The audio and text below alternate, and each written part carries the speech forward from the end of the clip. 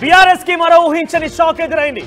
Protocol వివాదంపై working president KTR తమ ఎమ్మెల్యేలతో కలిసి స్పీకర్ కి ఫిర్యాదు చేయాలనుకున్నారు. కేటీఆర్ హరీష్ రావు పిలుపునిచ్చారు. పూర్తి స్థాయి పార్టీ ఎమ్మెల్యేలందరూ కూడా హాజరు కావాలని పిలుపునిచ్చారు. కానీ 15 మంది మాత్రమే హాజరయ్యారు. ఇప్పటికే 10 మంది పార్టీని ఫిరాయించారు. పార్టీ నుంచి కాంగ్రెస్ పార్టీలో చేరిపోయారు. ఇక మిగిలింది కేవలం 28 మంది మాత్రమే. ఆ 28 మందిలో కేవలం 15 మంది మాత్రమే హాజరయ్యారు. మరో 13 మంది హాజరు కావాల్సి ఉంది. అయితే కేసీఆర్ మినహా 12 మంది ఎవరు కూడా హాజరు కాలేదు. పార్టీ ఫిరాయింపులపై ప్రోటోకాల్ విషయాలపై స్పీకర్ కి ఫిర్యాదు చేయాలని కేటీఆర్ హరీష్ రావు పిలుపునిచ్చారు. గడ్డం ప్రసాద్ కుమార్ ని కలిసి ఫిర్యాదు చేయాలనుకున్నారు. అందరూ ఎమ్మెల్యేలు హాజరు కావాల్సిందిగా కేటీఆర్ పిలుపునిచ్చారు. కానీ కేవలం 15 మంది మాత్రమే హాజరయ్యారు. మిగిలినటువంటి 12 మంది కేసీఆర్ తో కలిపి 13 మంది, కేసీఆర్ కాకుండా 12 మంది హాజరు కావాల్సి ఉంది. అయితే గైరు హాజరైనటువంటి ఎమ్మెల్యేల పేర్లు కనుక మనం పరిశీలిస్తే ఎల్బీ నగర్ ఎమ్మెల్యే సుధీర్ రెడ్డి హాజరు కాలేరు. ఉప్పల్ ఎమ్మెల్యే బండారు లక్ష్మారెడ్డి ఆయన కూడా హాజరు కాలేరు. మేడ్చల్ ఎమ్మెల్యే మల్లారెడ్డి కూడా హాజరు కాలేరు. దుబ్బాక ఎమ్మెల్యే కొత్త ప్రభాకర్ రెడ్డి హాజరు కాలేరు. సనత్ నగర్ ఎమ్మెల్యే తలసాని శ్రీనివాస్ యాదవ్, సూర్యాపేట ఎమ్మెల్యే మాజీ మంత్రి జగదీష్ రెడ్డి, కరీంనగర్ ఎమ్మెల్యే మాజీ మంత్రి Gangula Kamalakar, Asifabad MLA Kova Lakshmi, Boath MLA Anil Jadhav, Alampur MLA Vijayudu, Huzurabad MLA Padi Kaushik Reddy, Janagama MLA Palla Rajeshwar Reddy. సుమారుగా 12 మంది ఎమ్మెల్యేలు ఈ కార్యక్రమానికి హాజరు కాలేరు.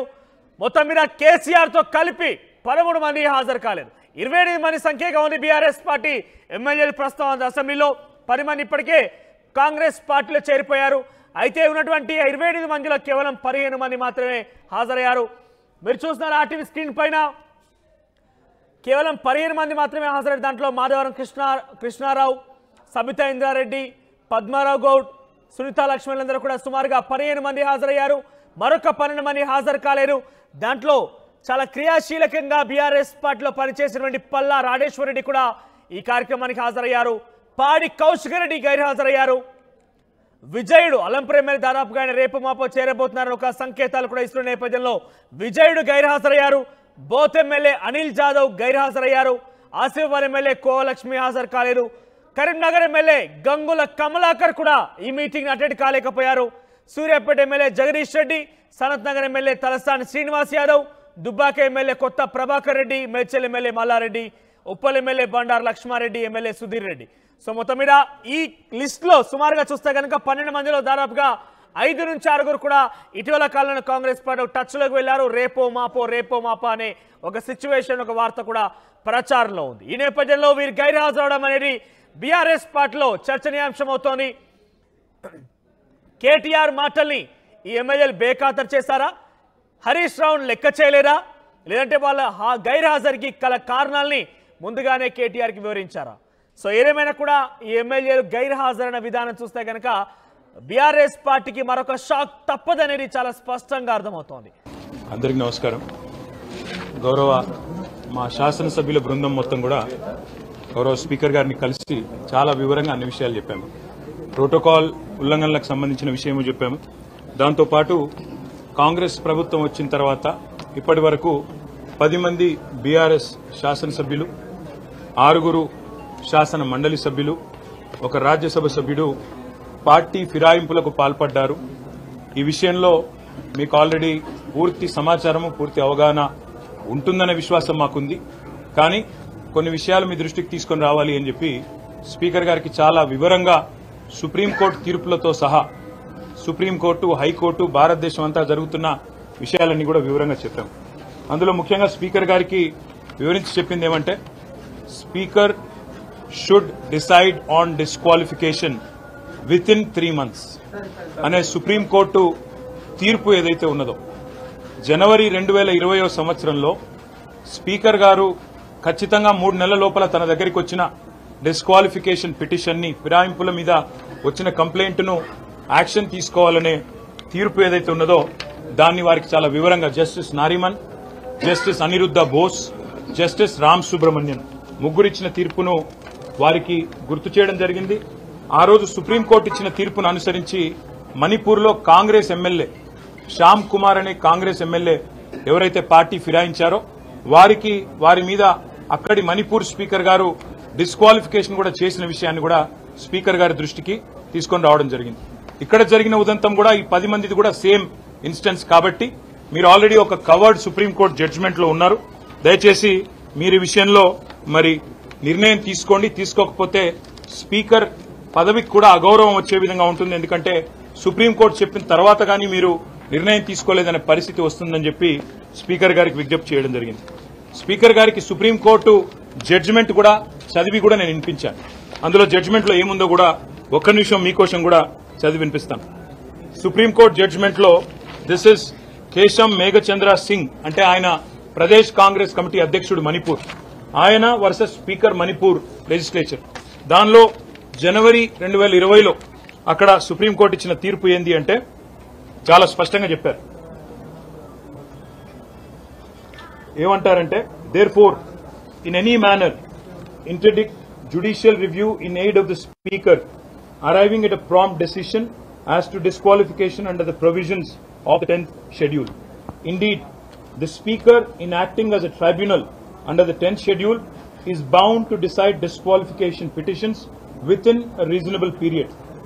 What is reasonable period will depend on the facts of each case, but absent exceptional circumstances for which there is good enough reason, a period of 3 months from the date on which the petition is filed is the outer limit within which disqualification petitions filed before the speaker must be decided if the constitutional objective of disqualifying persons who have infracted the 10th schedule is to be adhered to. అంటే supreme court చాలా స్పష్టంగా చెప్పింది ఏమంటే మొత్తంగా అధికారం చూసినట్టయితే speaker గారికి ఉంది ఈ పిటిషన్ల మీద నిర్ణయం తీసుకునేది, కానీ రీజనబుల్ పీరియడ్, ఎందుకంటే 5 ఏళ్ల కాల పరిమితిలో ఉండే ఒక శాసనసభ్యుడు కనుక పార్టీ ఫిరాయిస్తే ఒక రీజనబుల్ పీరియడ్ లో నిర్ణయం తీసుకోవాలి. రీజనబుల్ పీరియడ్ అంటే ఏమిటి అని కూడా సుప్రీంకోర్టు డిఫైన్ చేసింది. ఏమని 3 నెలల లోపల ఖచ్చితంగా నిర్ణయం తీసుకోవాలి. తీసుకోకపోతే ఏం జరుగుతుంది అంటే మణిపూర్ లో ఏ రకంగానైతే సుప్రీంకోర్టు ఇంటర్వ్యూన్ అయ్యి స్పీకర్ కి ఆదేశం ఇచ్చిందో 3 నెలల్లో నిర్ణయం తీసుకోలేదు మీరు మేము చెప్పిన విధంగా, కాబట్టి మీరు రాబోయే వారం రోజుల్లో నిర్ణయం తీసుకోండి అంటూ స్పీకర్ కు కఠినంగా ఆదేశం ఇస్తే ఆ వారం రోజుల్లోనే ఆ వ్యక్తి డిస్క్వాలిఫై అయినారు. స్పీకర్ గారికి గుర్తు చేశాం, మేము మార్చి 18 నాడు దానం నాగేందర్ గారి పిటిషన్ మొట్టమొదటి పిటిషన్ మేము ఇచ్చింది. ఆ రోజు స్పీకర్ గారికి స్వయంగా వారి చేతులకు అందజేయడం జరిగింది. ఈ రోజు మొత్తం మిగతా 9 పిటిషన్లు కూడా బై హ్యాండ్ ఇచ్చాము. ఇంతకంటే ముందే దాదాపు ఒక 7 పిటిషన్లు మేము by email, by registered post, by WhatsApp కూడా స్పీకర్ కార్యాలయానికి పంపించాము వివిధ తేదీల్లో. కాబట్టి స్పీకర్ గారికి ఈ రోజు మేము విజ్ఞప్తి చేసింది ఏమంటే మీరు వెంటనే నిర్ణయం తీసుకోండి. ఇప్పటికే 4 నెలలు దాదాపుగా కావస్తా ఉంది, మరి 3 నెలల్లో నిర్ణయం తీసుకోవాలని చెప్పి మరి అక్కడ సుప్రీంకోర్టు తీర్పు ఉంది. దయచేసి స్పీకర్ గౌరవాన్ని, శాసనసభ గౌరవాన్ని కాపాడండి. సుప్రీంకోర్టు మీకు డైరెక్షన్ ఇచ్చే పరిస్థితి తెచ్చుకోవద్దు అంటూ కూడా స్పీకర్ గారిని మేము అభ్యర్థించడం జరిగింది. నేను తప్పకుండా పరిశీలిస్తానని చెప్పి స్పీకర్ గారు అన్నారు. ఇంకా వారికి చాలా విషయాలు కూడా చెప్పినాం. ఈ కాంగ్రెస్ పార్టీ ఏ పార్టీ అయితే ఈ రోజు ఒకవైపు రాజ్యాంగం పట్టుకుని రాహుల్ గాంధీ గారు ఢిల్లీలో పోజులు కొడుతున్నారో నేను రాజ్యాంగ సంరక్షకుని అని, అదే కాంగ్రెస్ పార్టీ ఇవాళ రాజ్యాంగ భక్షకుల మాదిరిగా ఏ రకంగా వ్యవహరిస్తున్నారో కూడా వారికి వివరంగా చెప్పడం జరిగింది. చేతుల్లో రాజ్యాంగం పట్టుకుని పార్లమెంట్లో పోజులు, బయటికి వచ్చి కాంగ్రెస్ కార్యాలయంలో పార్టీ ఫిరాయించిన ఎమ్మెల్యేలకు వారిని వెన్నుతట్టి ప్రోత్సహించే విధంగా రాహుల్ గాంధీ గారు ప్రవర్తిస్తున్నారని చెప్పి కూడా నేను స్పీకర్ గారికి గుర్తు చేయడం జరిగింది. ఇది కాంగ్రెస్ పార్టీ యొక్క జాతీయ మేనిఫెస్టో. ఇదే మన తెలంగాణలోనే తుక్కుగూడలో విడుదల చేయడం జరిగింది న్యాయపత్ర. అందులో కూడా కాంగ్రెస్ పార్టీ చాలా స్పష్టంగా చెప్పింది. ఏం చెప్పింది న్యాయపత్రాలు అంటే, we promise to amend the 10th schedule of the constitution and make defection, leaving the original party on which the MLA or MP was elected, an automatic disqualification of the membership in the assembly. ఇది వారు చెప్పిన మాట. ఇది కూడా speaker గారికి చదివి వినిపించాం. హర్యానాలో ఇదే కాంగ్రెస్ పార్టీ కొట్లాడుతా ఉంది. వాళ్ళ ఎమ్మెల్యే అక్కడ కిరణ్ చౌదరి గారు బీజేపీలో చేరితే ఇదే కాంగ్రెస్ పార్టీ హర్యానాలో అక్కడ స్పీకర్ తో కొట్లాడుతా ఉంది, డిస్క్వాలిఫై చేయండి అని కొట్లాడుతా ఉంది. అది కూడా స్పీకర్ గారికి గుర్తు చేసినాం. దాంతో పాటు స్పీకర్ గారికి మరిన్ని ఉదంతాలు కూడా దేశవ్యాప్తంగా ఉన్నాయి, వారికి గుర్తు చేసినాం. కర్ణాటకలో ఎక్కడైతే బీజేపీ పార్టీ కాంగ్రెస్ ఎమ్మెల్యేలను కొనుగోలు చేస్తుందని అక్కడి ముఖ్యమంత్రి సిద్దరామయ్య గారు చెప్తున్నారు. 50 కోట్లకొకరు చొప్పున పశువుల సంతలో పశువుల్ని కొన్నట్టు మా ఎమ్మెల్యేలని కొంటున్నారు అని చెప్పి అక్కడ సీఎం సిద్దరామయ్య గారి ఆక్రోశం ఏదైతే ఉన్నదో అది కూడా స్పీకర్ గారికి చెప్పాము. మీరు ఇలాంటివి అనుమతిస్తే ఇలాంటి వాటిని పరోక్షంగా మీరు పట్టించుకోకపోతే పరోక్షంగా ప్రోత్సహించినట్టే అవుతుందని చెప్పి కూడా వారికి చెప్పాం. స్పీకర్ గారు ఏ పార్టీ నుంచి అయితే గెలిచారో కాంగ్రెస్ పార్టీ నుంచి అదే కాంగ్రెస్ పార్టీ ముఖ్య నాయకుడు రాహుల్ గాంధీ గారు గోవాలో అక్కడి కాంగ్రెస్ అభ్యర్థులందరితో కూడా ఈ రకంగా శపథం చేయించారు. మేమెవరెవరైతే బీఫామ్ తీసుకుంటున్నామో మేము పార్టీ ఫిరాయించము అని చెప్పి శపథాలు చేసిన వైనాన్ని కూడా వారికి గుర్తు చేసినాం. అదేవిధంగా మొన్న జరిగిన హిమాచల్ ప్రదేశ్ లో జరిగిన రాజ్యసభ ఎన్నికల్లో 6 కాంగ్రెస్ ఎమ్మెల్యేలు బీజేపీ అభ్యర్థికి ఓటేశారు రాజ్యసభ ఎంపీ అభ్యర్థిగా. అక్కడ అసెంబ్లీ స్పీకర్ గారు డిస్క్వాలిఫై చేస్తే వారు దాన్ని సవాల్ చేస్తూ సుప్రీంకోర్టుకు పోయారు. సుప్రీంకోర్టు ఆ విషయంలో మేము అడ్డురాము, స్టే ఇవ్వము, స్పీకర్ గారు చేసింది కరెక్టే అని చెప్పి సుప్రీంకోర్టు కూడా హిమాచల్ ప్రదేశ్ లో తీర్పిచ్చింది. పార్టీ ఫిరాయింపుల విషయంలో సుప్రీంకోర్టు చాలా సీరియస్ గా ఉందనే విషయాన్ని కూడా వారికి చెప్పాము. ఇంకా మహారాష్ట్రలో కూడా జరుగుతున్న విషయాలు కూడా చెప్పాము. ఇదంతా స్పీకర్ గారికి చెప్పి మేము వారికి చెప్పిందల్లా ఏమంటే సుప్రీంకోర్టు నిబంధనలు క్లియర్ గా ఉన్నాయి, మీకు కాపీ కూడా ఇస్తున్నాం సార్, మిమ్మల్ని కొంతమంది తప్పుదోవ పట్టిస్తున్నారు, ఏమీ కాదని, మీరు ఏ నిర్ణయం తీసుకోకున్నా ఇబ్బంది రాదని, మీకే కలంకము రాదని చెప్పి కొంతమంది చెప్తా ఉన్నారు. వారిని స్పీకర్ గారిని మేము అభినందించాం కూడా. మన స్పీకర్ గారు ఒక దగ్గర ఒక యూట్యూబ్ ఛానల్కి ఇచ్చిన ఇంటర్వ్యూలో చాలా స్పష్టంగా చెప్పారు, నేనైతే వ్యక్తిగతంగా పార్టీ ఫిరాయింపులకు నాకు ఇష్టం లేదు, ఒక పార్టీ మీద గెలిచిన వాళ్ళు ఇంకో పార్టీకి పోవడం అనేది అనైతికం అని స్పీకర్ గారు ఏదైతే మాట్లాడారో మేము అభినందించాం. కానీ మాటలతోనే ఆగిపోకుండా మీరు వెంటనే మరి కార్యక్రమం కూడా కార్యాచరణ కూడా ప్రారంభించి ఈ 10 మందిని కూడా అనర్హులుగా ప్రకటించి ప్రజాక్షేత్రంలో వారి బలాన్ని రుజువు చేసుకునే విధంగా స్పీకర్ గారు నిర్ణయం తీసుకోవాలని చెప్పి కూడా కోరాము. నేను పరిశీలిస్తాను, చట్టబద్దంగా రాజ్యాంగబద్దంగా ఏం చేయాల్సి ఉంటుందో తప్పకుండా అన్ని ఆలోచించి నిర్ణయం తీసుకుంటానని చెప్పి స్పీకర్ గారు చెప్పారు. మాకు స్పీకర్ గారి మీద ఇంకా విశ్వాసం ఉంది. ఒకవేళ వారు ఇంకా నిర్ణయం తీసుకోకపోతే తప్పకుండా సుప్రీంకోర్టుకు పోతాము. రాజ్యాంగబద్దమైన సంస్థలు భారతదేశంలో ఏవైతున్నాయో తీసుకుంటారని ఆశిస్తున్నాము. తీసుకోకపోతే తప్పకుండా న్యాయస్థానం, అత్యున్నత న్యాయస్థానం రాజ్యాంగ ధర్మాసనం కూడా చెప్పింది, 5 judge bench headed by chief justice of India May 2023లో చెప్పింది, ఈ పార్టీ ఫిరాయింపుల మీద ఏదైతే తీర్పు 3 జడ్జ్ బెంచ్ ఇచ్చిందో అది కరెక్ట్ అని చెప్పి రాజ్యాంగ ధర్మాసనం కూడా తీర్పిచ్చిందనే విషయాన్ని కూడా స్పీకర్ గారికి చెప్పాము. కాబట్టి తప్పకుండా దయచేసి తగిన న్యాయం చేయండి అని చెప్పి కూడా అభ్యర్థించాము. చేస్తారని చెప్పి మేము విశ్వసిస్తున్నాం. Thank you. పార్టీ ఫిరాయింపులకు పాల్పడతా ఉన్నారు. రెగ్యులర్ గా ఎమ్మెల్యేలు మీతో పాటు కనిపించిన వాళ్ళు రెగ్యులర్ గా అక్కడ చేరుతా ఉన్నారు. ఎందుకోసం మారుతున్నారు? ఒకటే మాట బ్రదర్, ఇవాళ ఎంత దారుణంగా ఉంది రేవంత్ రెడ్డి గారి పరిపాలనలో పరిస్థితి అంటే పేర్లు చెప్పను, ఆ ఎమ్మెల్యేలు కూడా ఇబ్బంది పడతారు. ఒక 2 ఎమ్మెల్యేలు పార్టీ మారిన వాళ్ళు, వాళ్ళకి వాళ్ళ నియోజకవర్గంలో డీఎస్పీలు ఫోన్ చేసి మీరు మారండి, మారకపోతే మీకు ప్రాణగండం ఉందని కొంతమందిని భయపెట్టారు.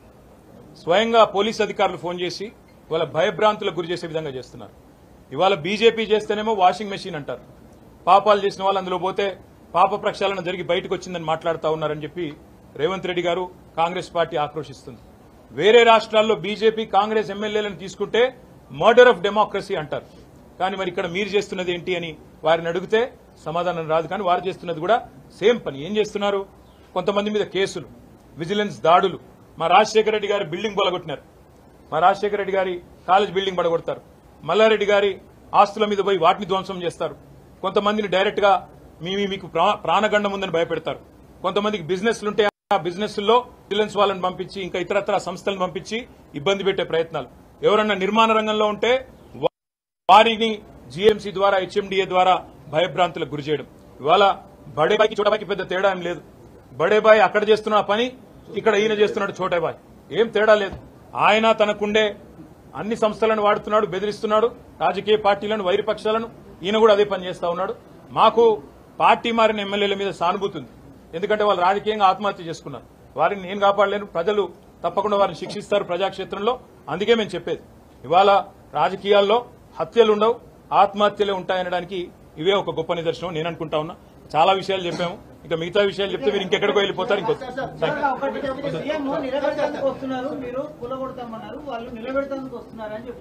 సరే, ఇప్పుడు బ్రదర్ ఒక్క మాట, ఎవరైతే కూలగొడతామని చెప్పారో మొట్టమొదటి పార్టీలో చేరిందే ఆయన. ఇప్పుడు మాకు డౌట్ ఏమొస్తుందంటే, ఏ కడియం శ్రీహరి అయితే చెప్పిండో ఆయన ముందు నుంచే కోవట్టుకున్నాడేమో, ముందు ఆయనతోనే చెప్పించి కథంతా చేస్తున్నాడేమో అని మాకు డౌట్ వస్తుంది. నేను బోత్ బోల్ చేయాలి.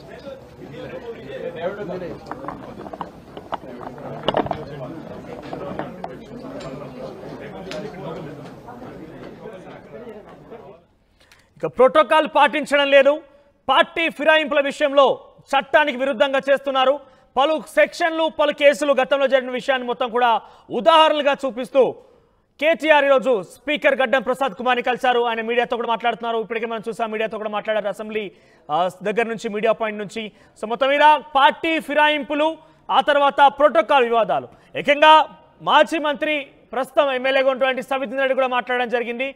ఓడిపోయినటువంటి ఎమ్మెల్యేలను మీ పక్కన గనక కూర్చోబెట్టుకుంటే, అంటే టీఆర్ఎస్ పార్టీ ఎమ్మెల్యేలు చాలా చోట్ల ఓడిపోయారు కాబట్టి వారిని కూడా ప్రభుత్వ వేదికల మీదుగా మీరు ఏర్పాటు చేసిన కార్యక్రమాల్లో మీ పక్కన కూర్చోబెట్టుకుంటే మేము కూడా డెఫినెట్గా కాంగ్రెస్ పార్టీ అభ్యర్థులు మాపై ఓడిపోయిన వారిని మేము పక్కన కూర్చోబెట్టుకున్న ఆ సంస్కృతి మీ నుంచే ప్రారంభించినట్టు కూడా కాంగ్రెస్ పార్టీ నాయకులకు సవాల్ విసిరింది. ఇక కేటీఆర్ చాలా ఉదాహరణలు చూపించారు. ఎక్కడో మణిపూర్లో జరిగిన ఘటనకి త్రిసభ్య కమిటీ ఏదైతే సుప్రీంకోర్టు త్రిసభ్య ఇచ్చినటువంటి జడ్జిల తీర్పు సంబంధించి ఉదాహరణ చూపించారు. మణిపూర్లో ఒక ఎమ్మెల్యే పార్టీ ఫిరాయిస్తే ఈ రకంగా తీర్పిచ్చింది, స్పీకర్ ఈ రకంగా నిర్ణయాలు తీసుకున్నారు. ఈ రకంగా జరిగిందంటూ కూడా చాలా క్లియర్గా ఆయన సూచనలు, సలహాలు, కొన్ని ఆధారాలు, కొన్ని పేపర్ కట్టింగ్లో తీసుకొస్తూ గడ్డం ప్రసాద్కి ఫిర్యాదు చేశారు. సో ఏదేమైనా కూడా ఇక్కడ చాలా క్లియర్, ఒకటి 38 మంది బీఆర్ఎస్ పార్టీ ఎమ్మెల్యేలు ఉన్నారు. ప్రస్తుతం గెలిచినటువంటి సంఖ్య 65 మంది కాంగ్రెస్ పార్టీ ఎమ్మెల్యేలు కంటోన్మెంట్ ఉప ఎన్నికతో కలిసి గెలిపడం జరిగింది. సో 38 మందిలో 2/3 అంటే 2 నుంచి 2/3 అభ్యర్థులు కనుక, ఎమ్మెల్యేలు కనుక పార్టీ ఫిరాయింపు కనుక జరిగితే ఎటువంటి లీగల్ కాన్సిక్వెన్సెస్ ఉండవు, ఎటువంటి కేటీఆర్ చెప్పింది ఏది కూడా అమలయ్యే అవకాశం ఉండదు. కానీ కేటీఆర్ ఇప్పుడు చెప్తున్న మాట కేవలం 10 మంది ఎమ్మెల్యేల ఫిరాయింపు గురించి మాత్రమే. ఒకవేళ కనుక ఆ సంఖ్య 26 కనుక చేరితే కేటీఆర్ డెఫినెట్గా సైలెంట్గా ఉండాల్సిందే. కేటీఆర్ ఎటువంటి కాన్సిక్వెన్సెస్ ఫేస్ చేయాల్సిన అవసరం లేదు. అది కూడా పూర్తిగా పార్టీ విలీనమైతే మాత్రం, అంటే పూర్తిగా అసెంబ్లీ సంబంధించి ఎమ్మెల్యేలు పూర్తిగా బీఆర్ఎస్ ఎల్పీ విలీనమైందని ఒక అంశం తెర మీదకి వస్తే తప్ప కేటీఆర్ మాట్లాడేటువంటి అవకాశం ఉంటుంది. కేటీఆర్ పలుమారు ఇటువంటి విధంగానే పలు సూచనలు చేసే అవకాశం కూడా ఉంటుంది. డెఫినెట్గా బీఆర్ఎస్ పార్టీ యాంటీ డిఫెక్షన్ లాను ముందు తీసుకెళ్తుంది. ఇక్కడ కాంగ్రెస్ పార్టీ నాయకులు కూడా చెప్తున్నారు, ఇప్పుడు ఇన్ని రకాల ఆధారాలు చూపిస్తున్నారు సరే, కానీ మీ ప్రభుత్వంలో ఏం చేశారు? మా పార్టీ ఎల్పీని మొత్తం కూడా మీలో విలీనం చేసుకున్నప్పుడు అప్పుడు ఎవరికి సమాధానం చెప్పారు? ప్రోటోకాల్ అంటే ఇప్పుడు మాట్లాడుతున్నారు. ప్రోటోకాల్ గతంలో ఏం జరిగిందంటూ కూడా కాంగ్రెస్ పార్టీ నాయకులు ప్రశ్నించే అవకాశం కూడా ఉంది. ఎస్ మాట్లాడదాం, మనతో పాటు జాయిన్ అవుతున్నారు మా ప్రతినిధి మధు లైవ్ ద్వారా. ఎస్ మధు, సో కేటీఆర్ ప్రశ్నలు, కేటీఆర్ సలహాలు, కేటీఆర్ సూచనల మేరకు స్పీకర్ ఏం సమాధానం చెప్పారు? స్పీకర్ నుంచి ఎటువంటి ఆన్సర్ దొరికింది? ఎగ్జాక్ట్లీ, స్పీకర్ ఖచ్చితంగా నా శాయశక్తుల ప్రయత్నం చేస్తాను, ఎందుకంటే గెలిచిన ఎమ్మెల్యేల హక్కులను ప్రోటోకాల్ విషయంలో కాపాడడానికి అంటూ ఆయన వీరందరికీ హామీ ఇచ్చారు. స్పీకర్తో భేటీ అయ్యారు హాజరైనటువంటి ఎమ్మెల్యేలంతా కూడా. మొత్తానికి అంతే, అంటే గత కొంతకాలం నుంచి ప్రోటోకాల్ ఇష్యూ కొనసాగుతూ ఉంది. ప్రభుత్వ కార్యక్రమాలు చేసినా కూడా అక్కడ అధికారులు సహకరించట్లేదు. గెలిచినటువంటి ఎమ్మెల్యేలకు కేవలం అక్కడ ఓడిపోయినటువంటి అభ్యర్థులతో కార్యక్రమాలు చేపిస్తున్నారు. చెక్కుల పంపిణీకి సంబంధించి కావచ్చు, అభివృద్ధి కావచ్చు, ఫౌండేషన్ స్టోన్ కావచ్చు, స్టేజ్ పైన వారికి ఇస్తున్నటువంటి ప్రయారిటీ కావచ్చు, వీటన్నిటిపైన ఆందోళన వ్యక్తం చేస్తూ ఉన్నారు బీఆర్ఎస్ పార్టీకి సంబంధించినటువంటి గెలిచిన ఎమ్మెల్యేలు. ముఖ్యంగా గత కొంతకాలంగా కొన్ని నియోజకవర్గాల్లో జరుగుతున్నటువంటి తీరుపైన స్పీకర్ని కలిశారు, ఫిర్యాదు చేశారు. ప్రోటోకాల్కి సంబంధించిన ఇష్యూ పైన గతంలో మెయిల్ చేశారు, లేఖలు పంపారు. ఈరోజు డైరెక్ట్గా స్పీకర్ను గడ్డం ప్రసాద్ కుమార్ని కలిసి ఫిర్యాదు చేశారు. దానికి సానుకూలంగా స్పీకర్ వ్యక్తం చేసినటువంటి అభిప్రాయం వ్యక్తం చేసినప్పటికీ కూడా వీరంతా కూడా ఆందోళన చెందుతున్నటువంటి సిచ్యువేషన్ ఉంది. కొద్దిమంది ఘాటుగా రెస్పాండ్ అయ్యారు. పద్మారావు గౌడ్ లాంటి సికింద్రాబాద్ ఎమ్మెల్యే డిప్యూటీ స్పీకర్గా కూడా పనిచేస్తారు ఆయన గతంలో. కాబట్టి ఆయన మీరు ఓడిపోయినటువంటి వారి అభ్యర్థులకు ఎంత ప్రయారిటీ ఇస్తున్నారో అదేవిధంగా రేపు సభలో కూడా వారిని ఆహ్వానించండి, యాక్సెప్ట్ చేయండి వాళ్ళ సభలోకి రావడానికి కూడా అనేటువంటిది ఘాటుగా స్పీకర్కు ప్రతిపాదన తెలిపారు. తర్వాత డిఫెక్షన్ లాకి సంబంధించినటువంటి విషయం పైన కూడా గతంలో మెయిల్ చేశారు. వీళ్ళంతా కూడా హైకోర్టుకి వెళ్లారు. హైకోర్టు నుంచి స్పీకర్కు నోటీస్ వచ్చింది. వారిపైన అనర్హత వేటు వేయాలని చెప్పేసి 3 నెలలు దాటింది. దానం నాగేందర్, కడియం శ్రీహరి, తర్వాత తెల్లం వెంకట్రావుకు సంబంధించిన ఇష్యూస్ పైన. కాబట్టి వీటిపైన కూడా నిర్ణయం తీసుకోవాలనేటువంటిది డైరెక్ట్గా లేఖ రూపంలో డైరెక్ట్గా స్పీకర్ని కలిసి అభిప్రాయాన్ని వ్యక్తం చేశారు. అయితే 10 మంది ఎమ్మెల్యేలు ఇప్పటికే బీఆర్ఎస్ పార్టీ నుంచి కాంగ్రెస్ పార్టీలోకి వెళ్లారు. వారికి భయభ్రాంతులకు గురి చేస్తున్నారు, వారిని ప్రాణహాని ఉందనేటువంటి ఇంకా ఇతరత్రకు సంబంధించినటువంటి ఆస్తుల విషయాల్లో వారిని భయపెడతా ఉన్నారు. అందుకే పార్టీ మారుతా ఉన్నారు ఎమ్మెల్యేలు. వారందరిపైన సానుభూతి ఉంది అంటూ కేటీఆర్ మాట్లాడారు. ఎందుకంటే ప్రజలు తిరస్కరిస్తారు రేపు ఫ్యూచర్లో అని ప్రజాక్షేత్రంలో అంటూ కేటీఆర్ మాట్లాడారు. సో ప్రస్తుతం ఈ అంశానికి సంబంధించి చర్చ కొనసాగుతున్నటువంటి నేపథ్యంలోనే ఈ బీఆర్ఎస్ పార్టీకి సంబంధించినటువంటి ఈ రోజు జరిగినటువంటి స్పీకర్ కలిసినటువంటి కార్యక్రమంలో కొద్దిమంది ఎమ్మెల్యేలు హాజరయ్యారు. హాజరైనటువంటి వారిలో మనం చూసుకుంటే కేటీఆర్, హరీష్ రావు, సునీత లక్ష్మారెడ్డి, సబితా ఇంద్రారెడ్డి, చింతా ప్రభాకర్, మాణిక్రావు, మాగంటి గోపీనాథ్, కేపీ వివేకానంద గౌడ్, పద్మారావు గౌడ్, కాలేరు వెంకటేష్, అలాగే మాధవరం కృష్ణారావు, మరి రాజశేఖర్ రెడ్డి, డాక్టర్ సంజయ్, తర్వాత కోరుట్లకు సంబంధించి ముఠా గోపాల్ ముషిరాబాద్ బీఆర్ఎస్ ఎమ్మెల్యే, తర్వాత వేం ప్రశాంత్ రెడ్డి వీళ్ళు హాజరయ్యారు.